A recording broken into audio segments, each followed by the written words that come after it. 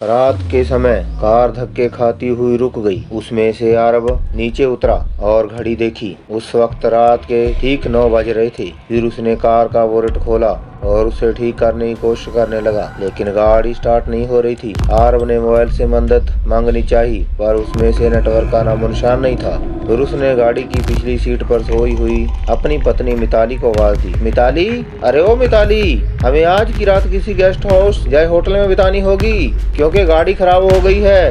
अब मैकेनिक के बिना ठीक नहीं होगी। हमेशा की तरह मिताली नींद में ही बड़बड़ा उठी। आरव, अरे ओ आरव, आरव, तुमसे काम ढंग से नहीं होता। कब से बोल रही हूँ, ये तुम्हारी पुरानी खटरा बेचकर कम से कम एक सेकंड हैंड कार ले लो। जवाब में आरव बोला, खरीद लेंगे माता रानी, अपना बैग उठाओ और चलो कहीं रात गुजारने का जुगाड़ करते हैं। वे दोनों जंगल की कच्ची सड़क छोड़कर मेन हाईवे पर आ गए। उसी वक्त जंगल में दूर कहीं भेड़िए के रोने की आवाज आने लगी। वो भेड़िया आवाज करने लगा उन काली रातों को और भी डरावना बना रहा था। वो दोनों लगभग आधा घंटा चल रहे थे, पर उन्हें ना तो कोई लिफ्ट मिली और ना ही कोई होटल। मिताली बोली, आरव, तुम्हारे बेवकूफ दोस्त मिंटू ने ये कौन सा वीराने में फार्म हाउस खरीद रखा है। इस बात पर आरव कुछ कहता उससे पहले ही आसमान में जबरदस्त बिजली कड़की। उस आवाज से डरी हुई मिताली आरव से लिपट गई। उस वक्त आरव के चेहरे पर एक मुस्कान चमक गई। तेज बारिश के आसार नजर आने लगे थे। तभी चलते चलते बिजली की चमाती तेज रोशनी में उन्हें एक पुरानी हवेली दिखाई दी। वह दोनों तेजी से दौड़ते हुए उस हवेली के नजदीक पहुंचे। हवेली गेट पर उन्हें कोई वॉचमैन नजर नहीं आया, इसलिए वह दोनों गेट खोलकर हवेली के मुख्य दरवाजे के पास पहुंचे। दरवाजे पर डोरबेल के नाम पर एक पुरानी रस्सी किसी सांप की तरह लटक रही थी। उस रस्सी को आरव ने 2-3 बार खींचा, लेकिन अंदर से किसी घंटी की आवाज नहीं आई। फिर मिताली ने दरवाजे को खटखट हटाने के लिए अपना हाथ आगे बढ़ा ही रही थी, उससे पहले ही अंदर से एक भारी आवाज आई, अंदर आ जाओ, दरवाजा खुला है। उन दोनों को यह बात अजीब लगी, क्योंकि अंदर से किसी भी घंटी की आवाज नहीं आई थी, नहीं उन दोनों ने कोई आवाज की थी। फिर वह दोनों दरवाजा खोलकर अंदर गए। दरवाजे के ठीक सामने झूले पर बैठे एक आदमी शाही अंदाज में सिगार पी रहा था। उन्हें देखते ही आरव बोला, सर, हम यहाँ से कुछ ही किलोमीटर दूर हमारे दोस्त का फार्म हाउस देखने जा रहे थे, पर बीच रास्ते में हमारी कार खराब हो गई और मदद बुलाने के लिए मोबाइल में नेटवर्क भी नहीं है। क्या हम आपके फोन से कॉल कर सकते हैं? झूले पर बैठे उस आदमी के चेहरे पर कोई भाव नहीं था। उसने कहा, जरूर कीजिए, टेलीफोन ऊपर के आखिरी कमरे में है। आरव ने उन्हें पहले पहचान देने उचित समझा। उन्हें कहा, मेरा नाम आरव है और ये मेरी पत्नी मिताली है। जवाब में वह आदमी बोला, मेरा नाम दादा ठाकुर है, मैं इस हवेली का मालिक हूँ। आरव और मिताली हवेली की शान देखते ही रह गए थे। उनकी नजर दादा ठाकुर के पीछे वाली दीवार की सबसे बड़ी फोटो फ्रेम पर पड़ी, जो खाली थी। पूरे घर में तस्वीरें ही तस्वीरें थी। उन सब में से एक बात समान थी कि किसी भी तस्वीर में कोई भी हंस नहीं रहा था। सभी तस्वीरें बिल्कुल भावनाहीन थी। फिर आरव और मिताली दोनों ऊपरी मंजिल पर गई और आखिरी कमरे में जाकर लैंडलाइन से अपने दोस्त मिंटू को कॉल करने लगे। बहुत बार कोशिश करने पर भी फोन नहीं लग रहा था। तभी मिताली की नजर उस दीवार पर पड़ी।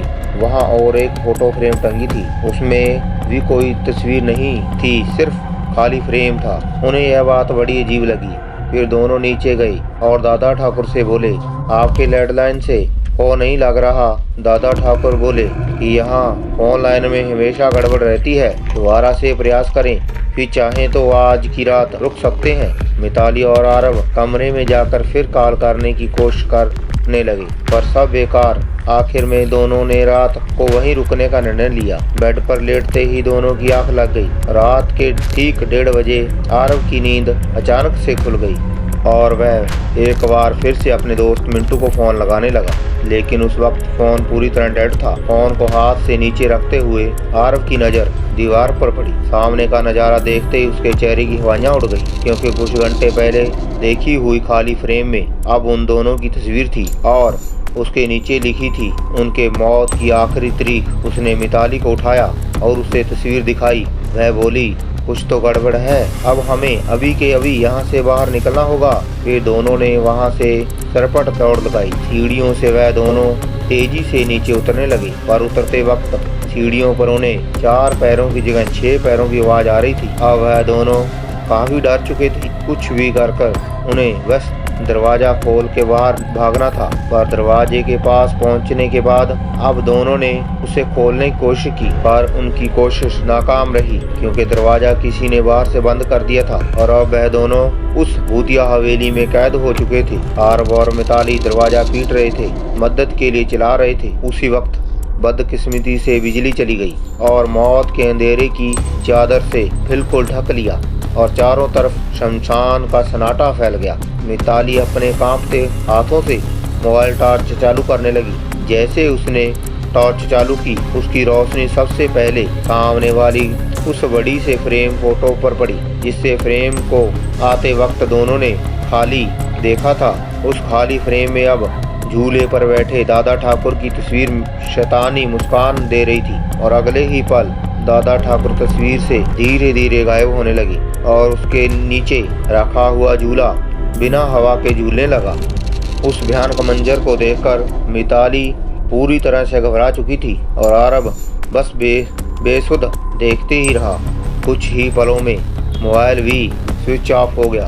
अब तक उजाले में मिताली और आरव को वहां पर एक दूसरे के सांसों की आवाज आ रही थी, पर अब अंधेरे में उन्हें और कई सारे लोगों की सांसों की आवाज सुनाई देने लगी। एक एक कर सभी आवाजें नजदीक आ रही थी और कुछ ही पलों में दर्द भरी चीख के साथ उन दोनों की तस्वीर भी बाकी तस्वीरों के साथ हवेली की दीवार पर टंग गई और दादा ठाकुर झूले पर बैठ के सिंगार पीते हुए किसी और मेहमान का इंतजार करने लगे। दोस्तों, आपको यह हमारी कहानी कैसी लगी कमेंट कर जरूर बताना।